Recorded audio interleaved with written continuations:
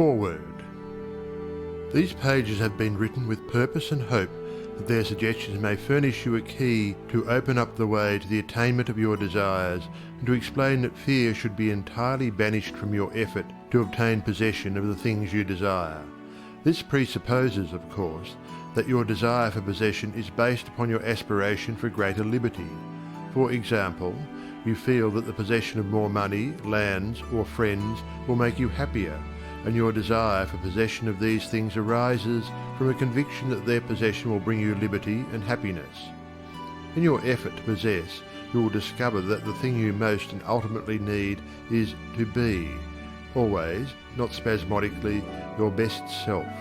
That self which understands that the mistakes of those you love are simply misunderstandings. Your feeling that greater possessions, no matter of what kind they may be, will of themselves bring you contentment or happiness is a misunderstanding. No person, place, or thing can give you happiness. They may give you cause for happiness and a feeling of contentment, but the joy of living comes from within. Therefore, it is here recommended, rather than otherwise, that you should make the effort to obtain the things which you feel will bring you joy, provided, as previously stated, that your desires are in accord with the joy of living.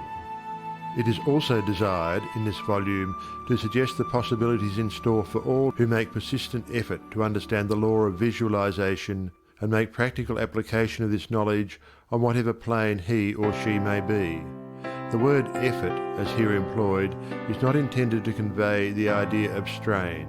All study and meditation should be without strain or tension.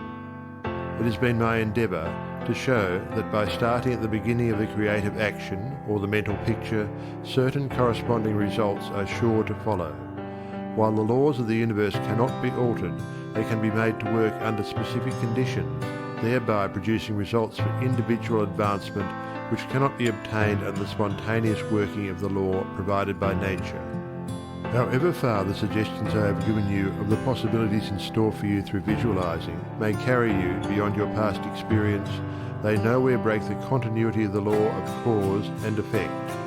If, through the suggestions given here, anyone is brought to realize that their mind is a center through and in which all power there is in operation, simply waiting to be given direction in the one and only way through which it can take specific action, and this means reaction in concrete or physical form, then the mission to which this book is dedicated has been fulfilled. Try to remember that the picture you think, feel and see is reflected into the universal mind, and by the natural law of reciprocal action must return to you in either spiritual or physical form.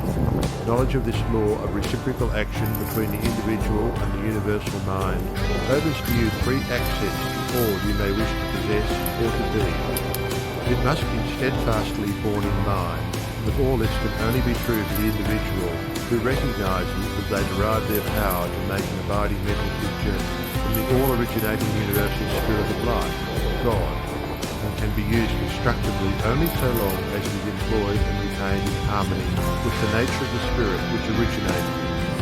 To ensure this, there must be no inversion of the thought of the individual regarding their relationship to this universal originating spirit, which is that of a son or daughter, through which the parent mind acts and reacts. Thus conditioned, whatever you think and feel yourself to be, the creative spirit of life is bound to faithfully reproduce in a corresponding reaction. This is the great reason for picturing yourself and your affairs as you wish them to be as existing facts, though invisible to the physical eye, and live in your picture.